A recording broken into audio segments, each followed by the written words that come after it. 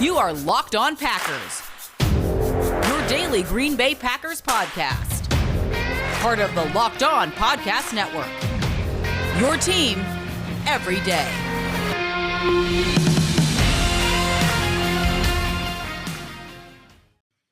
You are Locked On Packers, part of the Locked On Podcast Network, your team every day. I'm Peter Bukowski, and I cover the Packers for The Leap, a newsletter I would love for you to subscribe to. You can follow me on Twitter at Peter_Bukowski. Follow the podcast on Twitter at Locked On Packers. Like us on Facebook. Subscribe to the podcast on iTunes, on Spotify, on Google Podcasts, wherever you find podcasts. You will find Locked On Packers, the #1 Packers podcast on the internet. And the show for fans who know what happened. They want to know why and how. We're also, of course, on YouTube right now. Go subscribe and check us out there. Looking for a Sunday pregame show that talks about every game and every team in depth? Check out Locked On NFL Sunday Show, live every Sunday morning at 11 a.m. Eastern. No sketches, no celebrity cameos, no fluff. We are just talking football every Sunday morning with host Cody Rourke, and our buddy Ross Jackson. Follow and subscribe to Locked On NFL on Twitter, Facebook, Twitch, YouTube. Don't forget to turn on notifications to be notified when the show goes live every Sunday morning at 11 Eastern. Andy Herman on the show today from Pack A Podcast and Packer Report. He is here for Expert Tuesday to talk about the disaster on Sunday, what we need to take away from it, and what we can potentially look forward to when it comes to what is next for the Green Bay Packers. 16 games left. 16 games left. I did not paint a pretty picture of this team coming out of this game, and, not without reason, obviously. They didn't play well. And so if you don't play well, this is just what is going to happen. It's the reality of the situation. I want to focus on the cornerback position again, because it bears repeating. After I rewatched the game, and this is something that I say a lot, and so longtime listeners of this are they're probably not sick of hearing it because I haven't said it since 2018. It's never as bad as you think it is. Every once in a while, it is as bad as you think it is, but usually it's not. And that doesn't mean it's not still bad. I mean, I rewatched the game and a couple times, unfortunately, because that's what I do. Defensively, it was just as bad as it seemed. And that's a big problem. And I think it's going to reignite this conversation about preseason and should these guys have been out there. It just didn't seem like they were playing with any verve, any pace, any aggressiveness, any energy. And this is unfortunately a recurring theme for this team in these big road spots. And this was a neutral site game. There's mostly Packer fans there, and they were still not able to bring the necessary drink. There's no reason. There is no reason for Kevin King to be on the field anymore. I don't know what else they need to see. We know what he is, we know what he's been, and we know what he's going to be. He gave up 2 completions on Sunday. Both were to Deontay Harris. Both were for big plays. And on both, he was nowhere near Deontay Harris. Elton Jenkins, who played left tackle and played left tackle really well, by the way, was the second highest graded left tackle in the league by Pro Football Focus, I believe. Kevin King had 1 tackle. There were a couple plays in run support where he was nowhere to be found on the edge. He doesn't seem to play hard consistently. Or maybe he does, and the athletic tools are shot. I don't know what else there is to see here. Eric Stokes was a first-round pick, and I don't know how we can say that this situation was anything but mishandled in the preseason when you have a guy who is a young player who needs the reps in a new defense, who needs to play with Darnell Savage and Adrian Amos and Jair Alexander and Devondre Campbell and Chris Barnes and the guys that presumably are going to be in this offense beyond this year, because Kevin King not going to be in this defense, beyond this year. And in the preseason, he's not getting reps. So if he's a member of your core, why is he not starting? If you're not going to play a lot of dime, and they're not going to play a lot of dime, I mean, he had one coverage rep. One coverage rep. That's not enough. It needs to be, at the very least, a rotation this week. You don't have to bench Kevin King right away. It's got to be a rotation.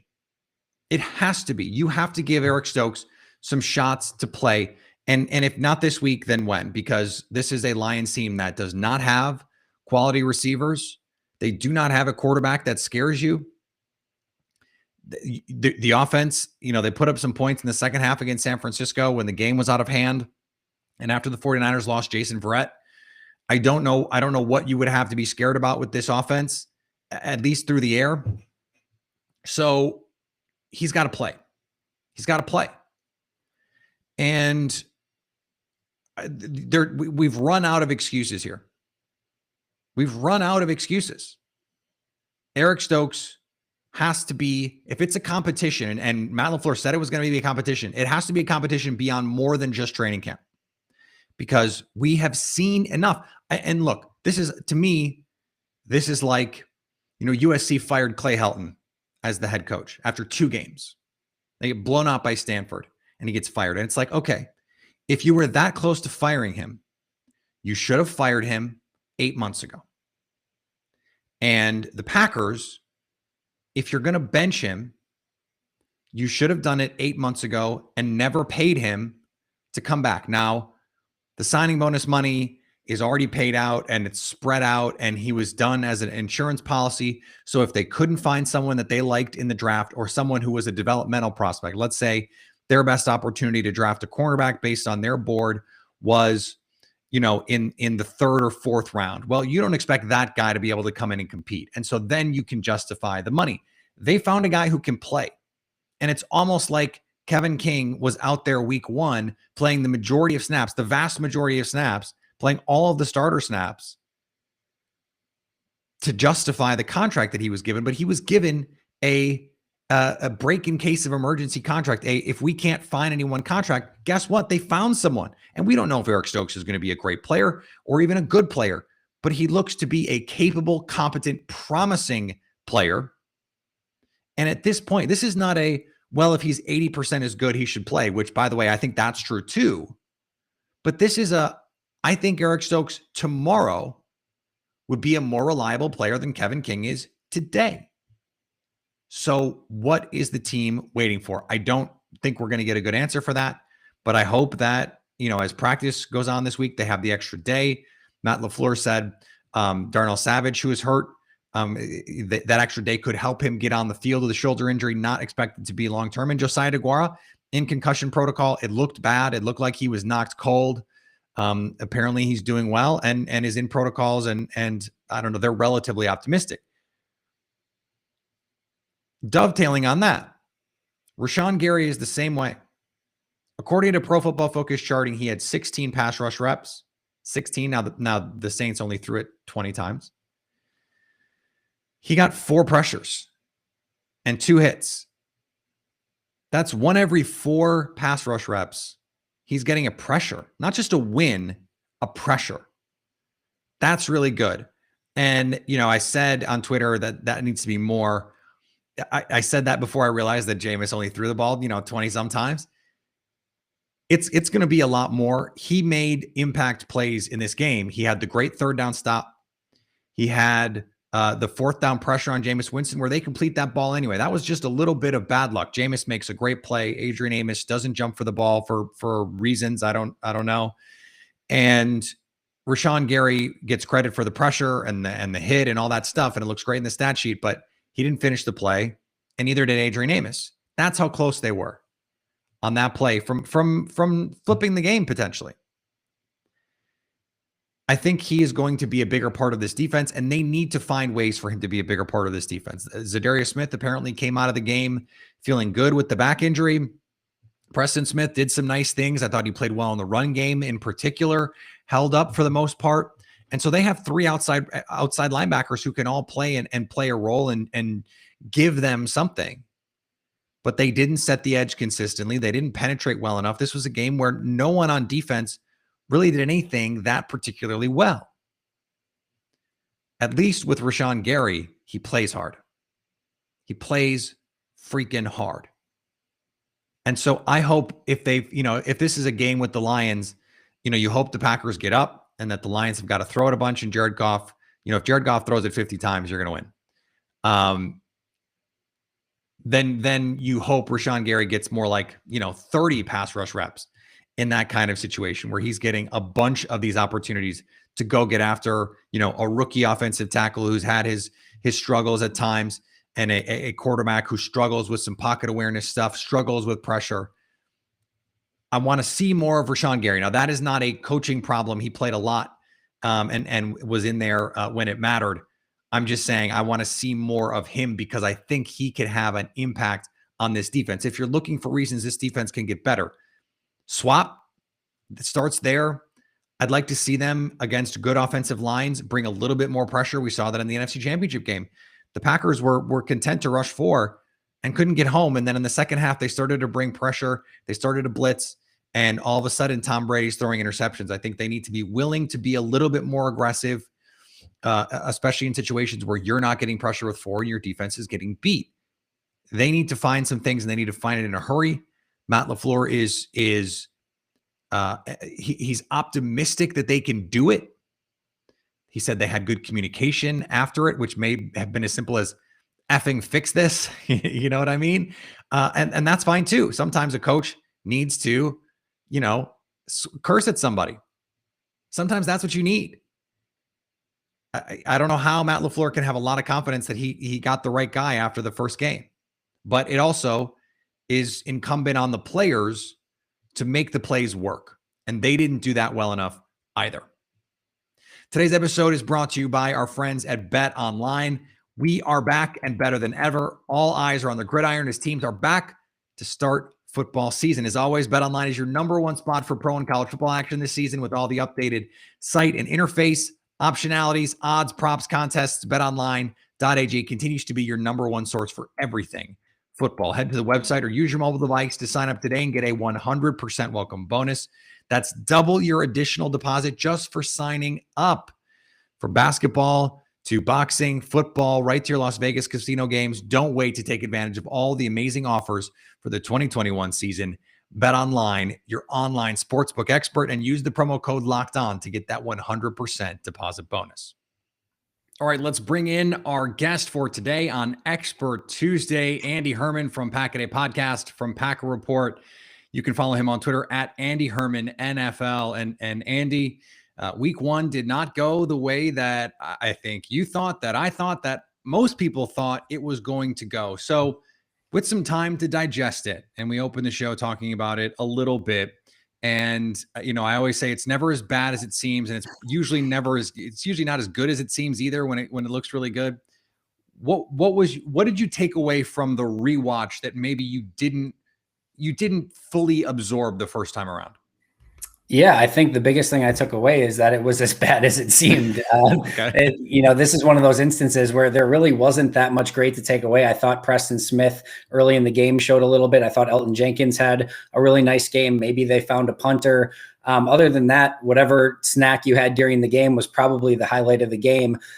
I don't know. I think that the biggest takeaway that I've had thinking back on this is in the last 15 road games, there have now been 5 of these where they blatantly did not show up to the game. And 1 or 2 times, okay, a little bit concerning, but whatever. It's not a trend yet. But the 3rd, the 4th, the 5th time is concerning. And I think even more concerning than that is one was an NFC Championship game against the 49ers. The other was a huge matchup, Brady versus Rodgers, that everyone hyped to oblivion. Like, that was a huge matchup. And then it's opening week this week. And again, you don't get up to play the game. And I thought, Matt Schneiderman posted on Twitter, I thought he brought up a great point of, if you had, not enough captain's badges to go around for a team like this, like, how does this happen? If you have that many leaders on your team, how do you not have someone that's like getting in people's faces and riling them up and getting them ready to play? It's concerning that this has now happened 5 times in the last 15 road games. Yeah, and not just the road game part of this, but when they lose in impressive fashion, or whatever the opposite is, right? In glorious fashion in these games. They don't lose close games, really. When they lose, they just don't have it. They just get their asses kicked. And if we're gonna draw some line between these road game appearances, I feel like we have to do it with the context of when they lose poorly, because it seems like when they're not ready to go, when they don't hit first, this is the metaphor we've been using for 2 years, right, Andy? Yep. When they get punched in the mouth, they don't punch back. No.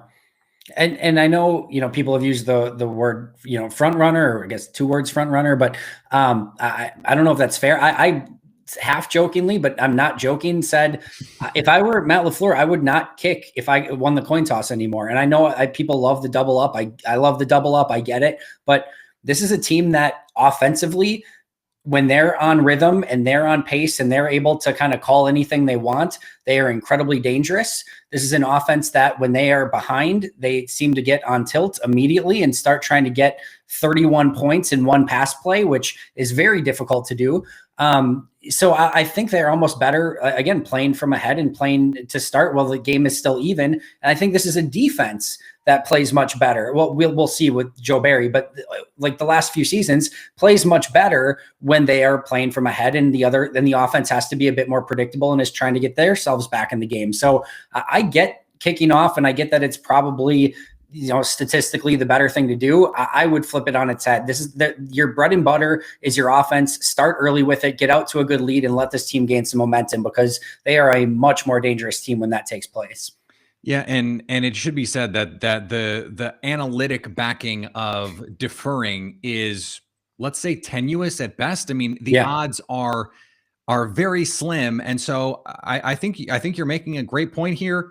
Don't worry, no one listens to this podcast, so no one will hear me agreeing with you on it. Just between us. But I think you're bang on that, because this is a situation now where you want your defense to feel like they can dictate terms a little bit more, right? And they feel like they've been a little reactive.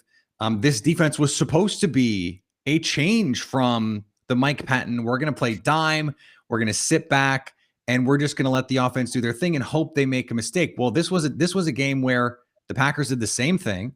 The new defense looks a lot like the old defense. And to your point, that you open the show starting, I don't know how many good things we have to take away from it. I watched this defense going, there wasn't anything catastrophic really that happened, right? Except the one play where Kevin King gets just like truck sticked by Deontay Harris, just runs right by him. That's going to happen because Kevin King athletically is just not there anymore.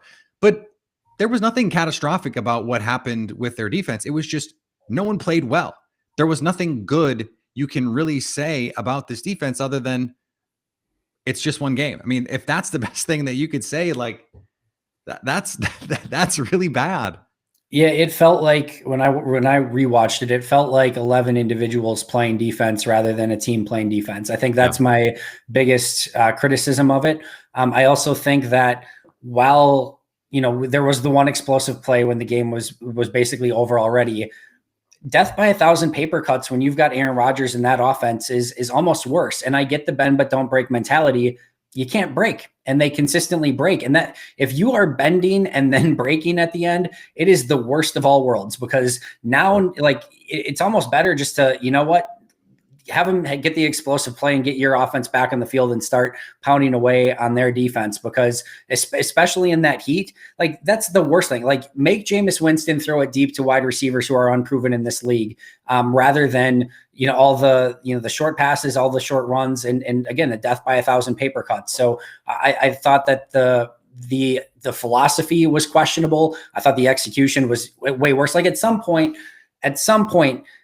it doesn't matter if you're playing cover 2, cover 1, 4-3, 3-4, anything in between or outside of it. If your front 7 is getting pushed 3 yards, past the line of scrimmage before they're even close to making contact, it doesn't really matter what scheme you're calling or who the defensive coordinator is. So there's definitely blame on players, coaches, preparedness, etc. But yeah, there's just not much positive to take away, no matter which way you look at it. I do wonder about the defense and the preseason, because I agreed with the premise. Hey, keep your guys healthy, and especially offensively. Aaron Rodgers doesn't need the preseason. I don't think Aaron Rodgers played poorly because he didn't play in the preseason. I don't think the offensive line had some gel issues, because those guys played. Josh Myers played. Royce Newman played. Lucas Patrick played. The guys who played the worst on the offensive line, they played in preseason. But this defense, I just don't understand the deployment of it, especially someone like Kevin King. If he's going to play, 4 snaps when the game is actually in the balance, and then, some garbage time snaps, why is he not out there in preseason? Eric Stokes, you mean? Or what did I say? King. Well, Kevin King probably needs the reps. Yes. But Eric Stokes, if Eric Stokes, if he is going to be your starter, I understand. Okay, maybe you sit him. But if he is going to be your dime corner, why is he not playing? Agreed. Why are you not getting a look at him, so that if you do need him, he's had some opportunities? Because now, speaking of worst of all worlds, you have a guy who hasn't played in the preseason and now hasn't played in the regular season. And let's be honest, sooner than later, he's going to be starting opposite Jair Alexander, and they're not going to have any track record to point to and say, hey, this is what we know we can count on this guy to do. Yeah, hopefully sooner and not later, first of all. But I'm with you in the fact that, listen, any of these guys playing 20, 25, 30 more snaps in the preseason, I don't think changes this game, maybe ever so slightly, but not enough to overcome the way that they played in that game. I don't think it made that much of a difference. And it's a million times over a double-edged sword. We saw teams who did play guys that went down with injuries. Jacob Dobbins out for the year for Baltimore. Exactly. If Kenny Clark or any of these guys go down with a major injury because of snaps in the preseason, everyone's calling for Matt LaFleur and saying, what are you doing? These games don't matter. Yep. So it is 1,000,000% a double-edged sword, but your Stokes point is spot on, right? Like, if you're not going to be a core player, and especially if you are a rookie, then get them snaps. And I think Eric Stokes is a great example of a player that needed more snaps. And, eventually that could come back to haunt Green Bay. We'll see how quickly he gets in. I still feel like what Matt LaFleur did in the preseason was ultimately the right way to go. Now, so do I. We'll see, if this happens again next year and they do the same thing and they get blown out week 1, then maybe you're going to have to make some adjustments or something. But I don't think in my gut that this was due to not playing much in preseason. Because again, Rodgers, any of those guys who would have played, we're talking 30 snaps ish. I don't think it matters that much. Were you surprised, I'll phrase it that way, at how the Packers came out in this game? Because they came out early, a lot of 11 personnel, but no Randall Cobb, no Amari Rodgers. It was their 3 receivers from last year, a lot of shotgun. It just didn't look to me like the Packers offense that we saw operating at its peak last year. And I was surprised we didn't see more Randall Cobb. I was surprised we didn't see more Amari Rodgers. This to me looked like a 2019 game plan than a 2020 game plan. What was your impression of that part of it? I don't know if they just got we want to show a bunch of unscouted stuff that we didn't do a season ago. But at some point, especially early in the game, maybe start by playing the hits a little bit, start getting in a little bit of a rhythm, start by, doing some things that work and see if they can stop it before you sort of outthink or try to outthink the opponent and maybe do some of this 11 personnel with, and I'm with you. I very much thought that, listen, Devontae was going to be the one.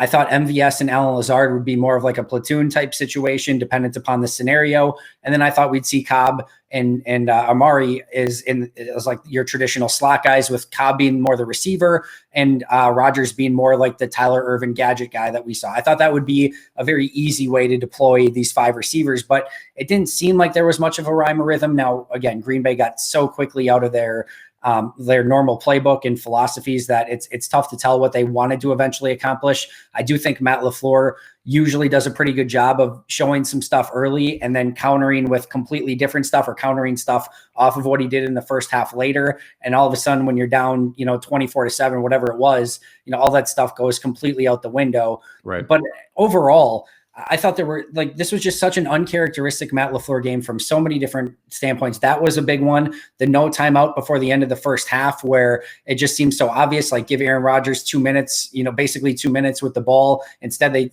drain it all the way down to about 1:14. There was the fourth down situation in the second half where it was 4th and 2, and they do play action out of a power formation, and nobody in the world thought that they were going to run in that scenario. Like if it was 4th and inches, 4th and 1, maybe, but 2 yards, you're not going. The Green Bay Packers with Aaron Rodgers are not running power in that scenario, especially down however many points they were. Of course, the Ravens just play it for the pass, and Mercedes Lewis fell down, yes, but there's a guy waiting for him. There's a guy waiting for Devontae. It was just a really bizarre game from Matt LaFleur, and one that we haven't really seen from him all that much.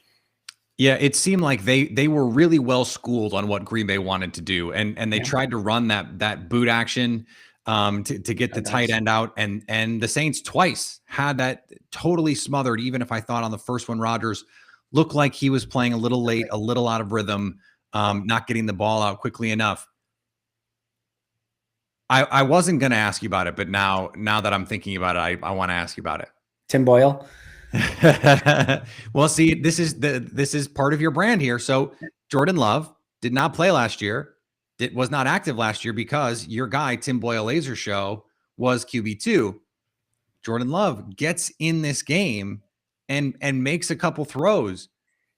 Anything? Nothing? What do you have a take, or are you just like, yeah, it happened and like whatever, it's fine. I'm not thinking about it. No, I thought it was a net positive for one, him to get snaps, two, for him to just go in a regular season game, kind of feel it out. Now, I do feel like they at let that him play point, too. They let him sling it.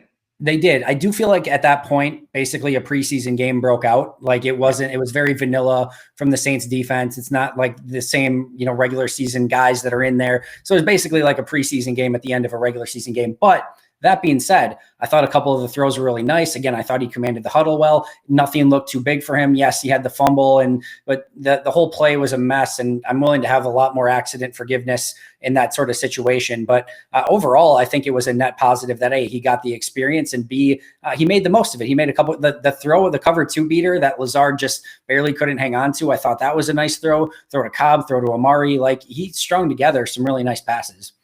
Yeah, the Amari Rodgers one was the one that stands out to me because it was the first throw really of him breaking the pocket and making an accurate throw. And that was not an easy play, rolling to his left. He makes a really nice throw.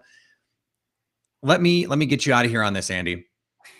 A lot of ball game left, right? There's 16 more games.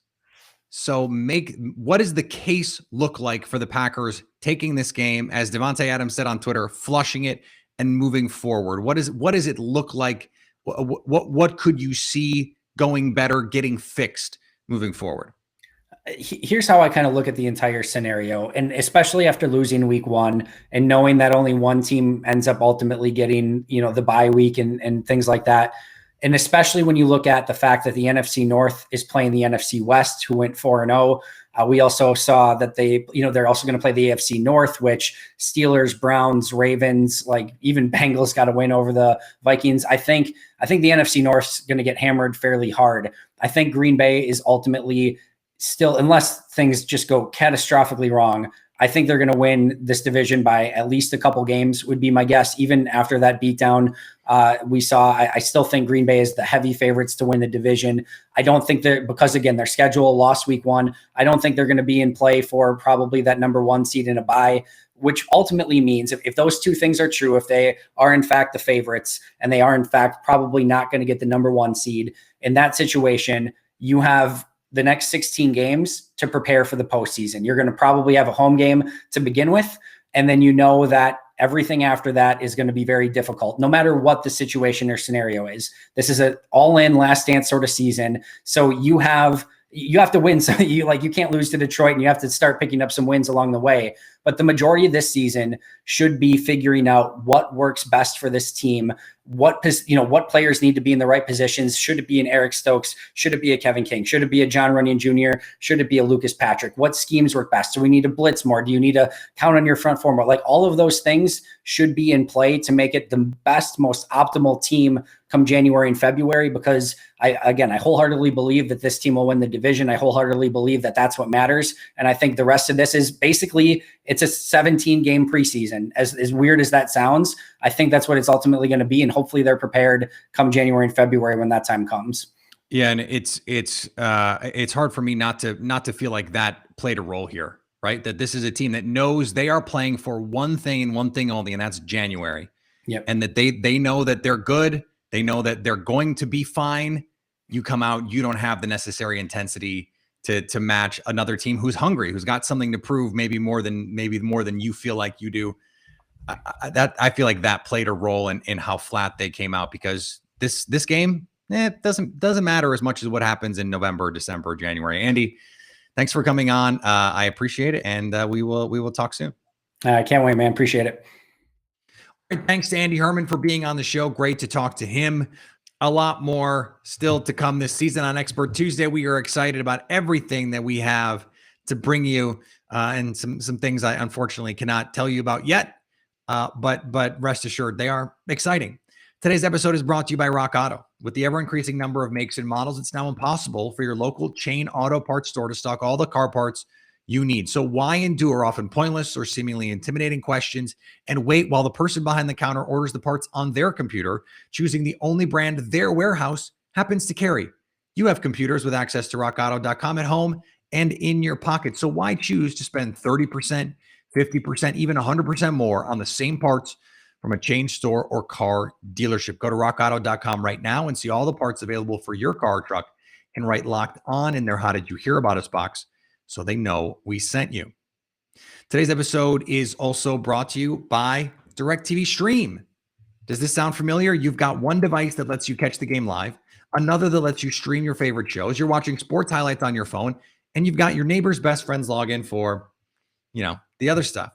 Well, I want to tell you about a simple way to get all your entertainment that you love without the hassle, and a great way to finally get all of your TV together. It's called Directv Stream, and it brings you live TV and on-demand favorites together like never before, so you can watch your favorite shows, sports, movies, all in one place. That means no more juggling remotes and no need to buy another device ever again. And the best part, no annual contract, so get rid of the clutter and the confusion and get your TV together with Directv Stream. Learn more at directv.com. That's directv.com. And betting on the Packers doesn't have to be a guessing game if you listen to the new Locked On Bets podcast hosted by your boy Q and handicapping expert Lee Sterling. Get your daily picks, blowout specials, wrong team favored picks, and Lee Sterling's lock of the day. Follow the Locked On Bets podcast, brought to you by BetOnline, wherever you get podcasts. All right, we're going to be back tomorrow. Of course, Aaron Rodgers is going to have a lot to say on Aaron Rodgers Tuesday on the Pat McAfee Show. Lily Zhao from Fox 6 in Milwaukee will be back for Zhao You Doing. We will break that down and figure out what's next with the Packers and the Detroit Lions. An extra day to talk about it and figure this out for the Green Bay Packers. And you hope they make good use of that time, because if they don't, it's going to get ugly fast. It's going to get ugly fast. I have faith that they will do it, but they have some adjustments to make. They have an attitude adjustment to make, I think, first and foremost. So hopefully they are able to right the ship this week. They're saying all the right things. Now they have to go out and do all the right things. Follow me on Twitter, Peter_Bukowski. Follow the podcast on Twitter at Locked On Packers. Subscribe to The Leap. Subscribe to Locked On Packers on iTunes, on Spotify, on Google Podcasts. Wherever you find podcasts, you will find Locked On Packers. Subscribe to us on YouTube, where we are streaming right now. And anytime you want to hit us up on the Locked On Packers fan hotline, you can do that, 920-341-3775, to stay Locked On Packers.